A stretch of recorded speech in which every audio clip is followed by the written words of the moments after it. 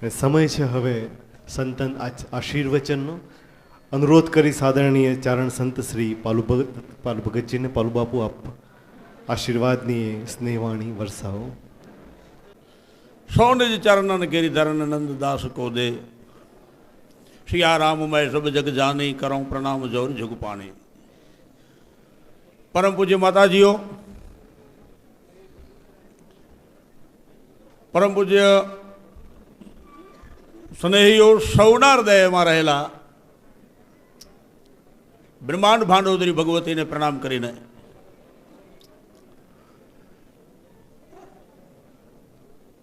આદેશ ભગવતીનો માથે ચડાવીને થોડીક વાર બોલી રહ્યો છું.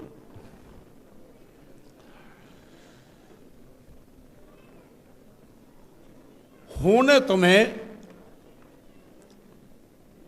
તાળી પાડો કે ન પાડો, પણ જીવનમાં રહેલી કુટાઈને તો ક્યાંક પછાડો.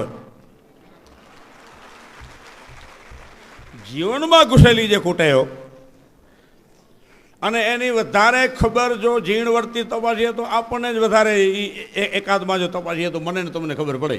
એમાં ભુવાને કે ભરાડાને કે જ્યોતિષને કે મહારાજને કે કોઈને પૂછવાની જરૂર નહીં. નાનો બાળક હોય ત્યારે મા બાપુ એમ કહે કે આ નાનો છે, આને ખબર નથી પડતી. જુવાન થાય ત્યારે ઘણી વખત ઘરના એમ કહે કે આને બહુ ખબર નથી પડતી.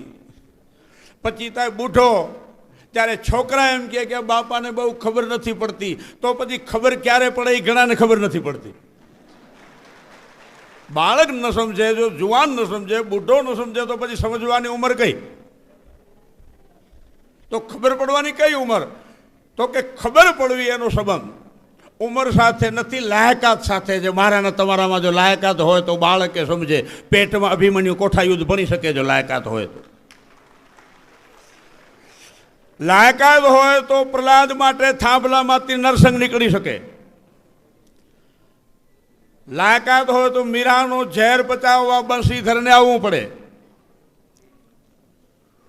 ટૂંકમાં કહું તો ક્ષત્રિયોનો જે અદ્ભુત ઇતિહાસ, વધારે અત્યારે ટાઈમ નહીં લઉં, પણ અદ્ભુત ઇતિહાસ માટે ખાલી ઈશારો સીટવો કે ક્ષત્રિય જે પણ વેશ ભજવે અને એ હૃદયથી જો ભજવે તો છેડો સીધો પકડે. દાખલા તરીકે ક્ષત્રિય વાણિયાનો વેશ ભજવે, વાણિયો થાય જ રાખવાર, તો શિબી રાજા વાણિયો થયો હતો. ભાગવત કે ઇતિહાસમાં તપાસો. શિબી રાજા બાદના બદલામાં ઓલા પારેવાના બદલામાં બાદને જે બાજ થઈને જે દેવ આવેલો પોતાનો અંગ કાપી કાપીને ત્રાજવામાં તોડતો હતો.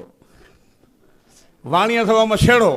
કદાચ એ થોડીક વાર માટે શુદ્રનો પાત્ર ભજવે તો લ્યો હરિચંદ્રને શમશાનની અંદર જે ઊભો હતો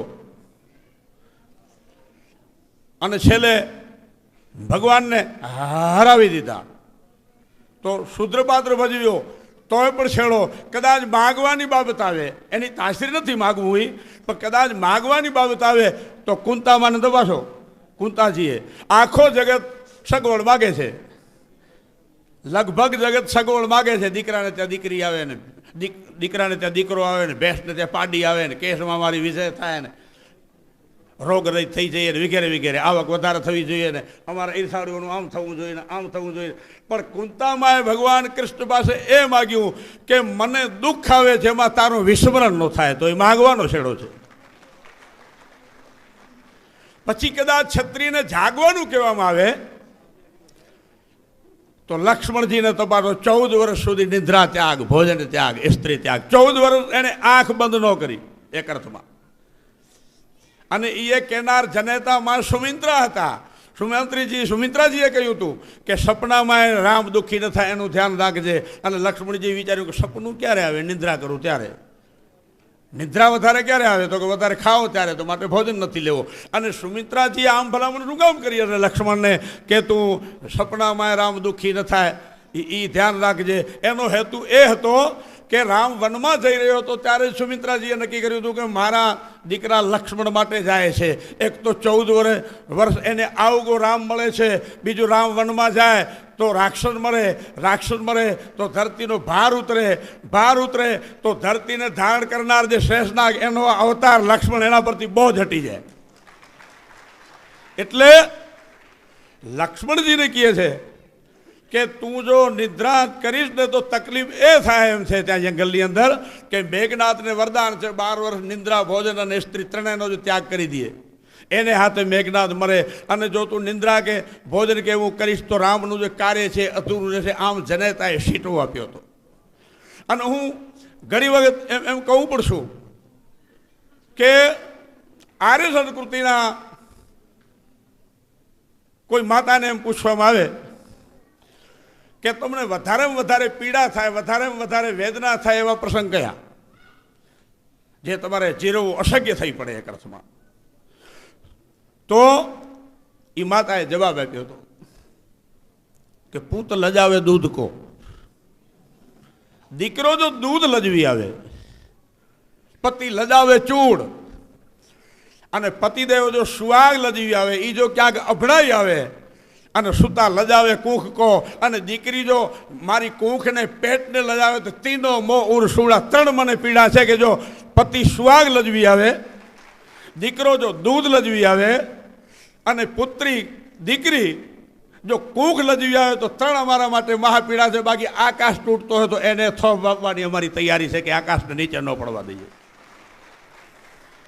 તો માગવામાં કુંતામાં, જાગવામાં લક્ષ્મણ, શુદ્રનું પાત્ર ભજવવામાં હરિચંદ્ર, વાણિયા તરીકે તોડવામાં શિબિરાજા, મર્યાદામાં રામ. વિસ્તાર નહીં લઉં પણ મર્યાદામાં રામચંદ્રે જીવનમાં હા કેટલી પાડી, મોટે ભાગે હા પાડી ભગવાન રામજીએ. કહેવામાં આવ્યું વિશ્વામિત્ર સાથે જવાનું છે તો હા બાપુ. તાળિકાને મારવાની છે, હા બાપુ. યજ્ઞનું રક્ષણ કરવાનું છે, હા બાપુ. અલ્યાનો ઉદ્ધાર કરો તો કે હા બાપુ. 10,000 રાજાઓથી ધનુર હલ્યું નહીં ત્યાં સુધી રાઘવના પેટનું પાણી ન હલ્યું. અને વિશ્વામિત્રે કહ્યું કે હવે ધનુષ તોડી નાખવાનું છે, તોડી નાખ્યું. અને પછી ટૂંકમાં કહું, રાજગાદી આપવાને બદલે વનમાં જવાનું કહેવામાં આવ્યું તો કે હા બાપુ.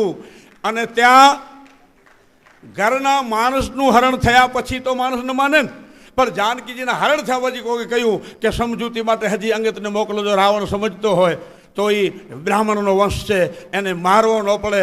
તો ભગવાન કે હા બાપુ. અને છેલ્લે કહ્યું કે ભૂકા કાઢી નાખો તો કોઈ રહેવા ન દીધો, એમાં હા બાપુ હતું. એમ તો મર્યાદામાં રામ, ધર્મમાં યુધિષ્ઠિર, સખાપણમાં કૃષ્ણ ભગવાન, જે અર્જુન અને સુદામા બંને સાથે જે ચાબુકને લગામ લઈને આખો મહાભારત પાર પાડી શકે. અને કેટલી જાગૃતિ રાખે. નાનપણમાં ભગવાન કૃષ્ણ ગોપીઓના વસ્ત્ર જ્યારે ચોરતો હતો ત્યારે એક ગોપીએ પૂછ્યું હતું કે તું શું બૈરું છો, તું શું છોકરી છો, જેથી આ બહેનોના કપડાં ભેગા કર. અને કનૈયો અંતકરણથી તો પ્રણામ કરતો હતો એ ગોપીઓને, પણ પ્રણામ કર્યા પછી આટલું બોલ્યો તો કે હું તમને ભલે નાનો લાગુ છું અને તમારી પાસે નાનો રહું એમાં જ મને મજા છે, પણ હું અગાઉથી ગોઠવણ કરું છું. અને પછી કોઈકે પૂછ્યું હતું કે ગોઠવણમાં શું, જેમ અગાઉથી કોઈ સારો ખેડૂત ઘણો બધી કળબ કે ચારો કે ભેગો કરી રાખે કે જરૂર પડે ત્યારે ગજી ખોલવામાં આવે, ભગવાન કે વ્યવસ્થા કરું છું. અને પછી કોઈકે પૂછ્યું હતું કે તેથી બહેનોના વસ્ત્ર તે ભેગા કર્યા હતા, તે જે કપડાં ચોર્યા હતા અથવા તો લઈને ભાગ્યો હતો એનું પછી શું કર્યું. અને ત્યારે કૃષ્ણે જવાબ આપ્યો હતો કે 999 દ્રૌપદાજીને પૂરી દીધા હતા, અને બાકી વધ્યા ત્યારે દુર્યોધનને, કૌરવને, મારા કુટુંબ ખરાને કફન કરીને ઉપર ઓટાડી દીધા હતા. અર્ધ કૌરવારો કફન અને અર્ધ દ્રુપદ જાચીર. તો ક્ષત્રિય જે ઉંમરમાં, જે સમયમાં, જે પ્રમાણમાં જે પાત્ર લીધું છે એને પૂરેપૂરું નભાયું છે. અર્જુનના ભરોસા બાબતમાં 1 મિનિટ વાત કરું તો જ્યારે પિતામહ ભીષ્મ જ્યારે દુર્યોધન એમ કહે છે, દુર્યોધન જ્યારે બહુ કડવા વચન, કટુ વચન બોલે છે, અને પિતામહ જ્યારે એમ કહે છે કે આવતીકાલે કાં ધીંગાણામાં મારા યુદ્ધનો વિરામ હશે અને કાં પછી અર્જુન નહીં હોય, અને એ રાતના કૃષ્ણને નિંદ્રા નહોતી. એના પેસર વધઘટ થતા હતા, થડાક ઉથડાક થડાક ઉથડાક. અને અર્જુનને જેમ કોઈ બાળકને માગ હોતે એક અર્થમાં, એ રીતે કનૈયો તંબુનો ચખ પડદો હટાવી અને અંદર પ્રવેશ કરે છે. અર્જુન ઘસઘસાટ ઊંઘેલો છે, નિંદ્રા છે, રૂવાણા રૂવાણામાંથી કૃષ્ણ કૃષ્ણ ચાલુ છે. અને અર્જુનને હડબડાયો. કૃષ્ણે કહ્યું, ઊઠ, તને ખબર નથી, તને નિંદ્રા આવે? કે પિતામહ ભીષ્મે પ્રતિજ્ઞા કરી છે, જેની સામે પરશુરામ ધીંગાણામાં ફાવ્યો નથી. 21 વાર ક્ષત્રિયોને નિછત્રી કરનાર પરશુરામ, જેની સામે ફાવ્યો નથી. મારી પ્રતિજ્ઞા પણ મારે એની સામે તોડવી પડી છે કે હથિયાર વગર મહાભારત પૂરો કરી. એ વ્યક્તિએ નક્કી કર્યું છે કે આવતીકાલે કાં યુદ્ધનો વિરામ હશે અને કાં પછી તું નહીં હોય, અને તું ન હોય તો અર્જુન હે મેરો પ્રાણ, મેં હું પ્રાણ અર્જુન કો જીવન સો જીવન હમારો હે. તો છતાં તને નિંદ્રા આવે? અને એ વખતે અર્જુન બોલ્યો કે બાપજી, કાળની છાતીના પાટિયા ભીસી નાખે એવો મારો દાદો છે. એ દાદાને હું તમારી કૃપાથી ઓળખું છું.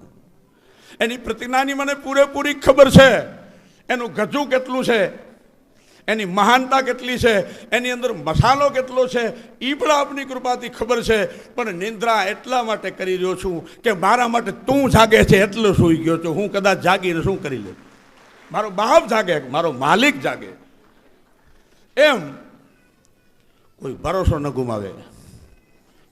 હા, માટે વિનંતી સાથે તાળી ભાવથી કે જે રીતે પાળો કે ન પાળો, પણ કૃપા કરીને કુટેવને ક્યાંક પછાડો, આટલી વિનંતી છે એક ચારણ તરીકે. આપણને પેલા તો પોતાને તૈયાર થવું પડશે ને. અંદર ખાનેથી પોતાને ખૂણે ખાતરે શું શું સડો પડેલો છે, એના માટે તૈયાર થવું પડશે. ક્ષત્રિય કન્યાની એક તાસીર, એક જુવાન દરબાર ધીંગાણે જતો હતો અને એની પત્નીએ આટલું કહ્યું કે હું તમને ધીંગાણામાં જવા માટે રોકતી નથી, તમે ધર્મને માટે જાઓ છો, ધરતીને માટે જાઓ છો, ઇજ્જતને માટે જાઓ છો, એટલે મારે બે હાથમાં લાડુ છે. તમે પાછા આવશો તો જીતીને જ આવશો, અને મરશો તો મારા માટે એ હારનો વિષય નથી. પણ 1 મિનિટ ઊભા રહો, આજે મારે પહેલાં બળી જવું છે. અને દરબારે પૂછ્યું, પહેલાં બળી જવાનું કારણ શું? તમને મારા વેમ પડે છે કે હું ત્યાં શુક્રવાર નહીં કરું, મારાથી કંઈ નહીં થાય? એ તમને સમજો કે એ રૂવાણામાં મને ખ્યાલ છે તમારી કે એ 2 પખા ઉજળા છે, એ તકલીફ નથી. પણ પહેલાં બળી જવાની તૈયારી મારી એટલા માટે છે આજે કે ધીંગાણામાં જે સુરવીર સ્વામી છાતીએ મરે, ધર્મ માટે, ધરતી માટે, ઇજ્જત માટે, એને સ્વર્ગ મળે. અને સ્વર્ગ મળે ત્યારે અપ્સરાઓ એને વરમાળા પહેરાવે. તો આ રાજપૂતાણી પોતાના પતિદેવને કહેતી હતી કે કદાચ તમારું મરણ થાય, તમે ધર્મ માટે કામ આવી જાઓ, અને અપ્સરા તમને વરમાળા પહેરાવે, એ મને પોષાણ નથી. પહેલાં બળી જાઓ તો હું સ્વર્ગમાં પહેલી ઊભી હોઉં, અને કદાચ અપ્સરા દોડે તો અપ્સરાને કહી દઉં કે આના પર તારો હક નથી, મારો પતિદેવ બીજી પત્નીને ન પરણી શકે. એનો જે શીલ, એનો જે સંયમ, એનો જે સિદ્ધાંત એટલે સુધી મજબૂત રાખવાની કે તૈયારી છે. એ કે મારા રોટલા તમે ખાધા, તમે પાછા પડવાના નથી, જીતીને આવશો. જીવતા તો જીતીને આવશો, અને મર્યા પછી એ અમર થશો. એ રીતે જશો, પણ પહેલાં અપ્સરાના તમે ઓલ્યા ન બની જાઓ. અને 2 મિનિટ માટે એટલું કહીશ કે દૂધ ને પાણી એકબીજામાં ભાઈબંધી કરે તો જે કિંમત દૂધની આવે એને એક કિંમત પાણીની આવે.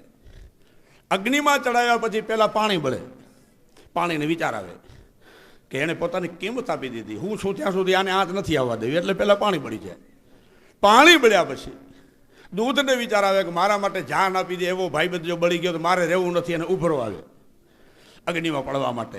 અને ઉભરાતા દૂધમાં કોઈ થોડોક પાણી નાખી દે તો દૂધ પાછો બેસી જાય. દૂધ સમજે કે મારો ભાઈબંધ પાછો મળી ગયો. પણ એ દૂધને પાણી વચ્ચે કોઈ ખટાણનું એક ટીપું નાખી દે, ખટાણનું એક છાંટો, તો સવારમાં દૂધ અલગ અને પાણી પણ અલગ. એટલે એક તો લાગણીમાં, પ્રેમમાં, ભાવનામાં એક તો કપટરૂપી ખટાણ ન પડવું જોઈએ. અને એ વાતને જરાક આગળ ખેંચીએ તો દૂધ અને પાણીને એક છાંટા છાશથી અલગ પડવું પડ્યું, પણ છાશ ખાનદાન કુટુંબની હતી, કુળવાન કુટુંબની હતી, જાતવાન કુટુંબની હતી. એ દૂધમાંથી જ નીકળી હતી. એ જાતો ન હોવાને નાતે દૂધ પાણીને જુદા કર્યા પછી એમાંથી જન્મ્યું માખણ અને ઘી. એમાં બીજું કંઈ ઊંધું ન થયું, પણ એ જ જગ્યાએ પાણી અને ગોળ એ એકબીજામાં ભાઈબંધી કરે. અને એમાં એક વસ્તુ પડે, મને અનુભવ નહીં છતાં બોલી રહ્યો છું કે દૂધ અને ગોળ એકબીજામાં હાવ ઓતપ્રોત થઈ જાય. અને એમાં એક બાઈ પડે જેનું નામ નવસાર. પણ બાઈ હલકા કુટુંબની, જેને કારણે ત્યાં માખણ દૂધ ન જન્મે, અહીંયા દારૂ જન્મે ને કોકનું દીવ ઉઠી જાય એમાંથી. તો આહાર, વિહાર, ઉદ્ગાર, સંસ્કાર, આચાર, સંગત આ બધા ચોખ્ખા રાખે. અને આ 13મો સેરેમની એને ઉલટો વાંચો તો નીમ રહેશે મોર તે. એટલે આદિ અનાદિથી જે આપણા સિદ્ધાંત છે, આપણો જો ગૌરવ છે, એ નિયમ બરાબર જળવાવા જોઈએ. એના માટે પૂરો પ્રયત્ન થવો જોઈએ.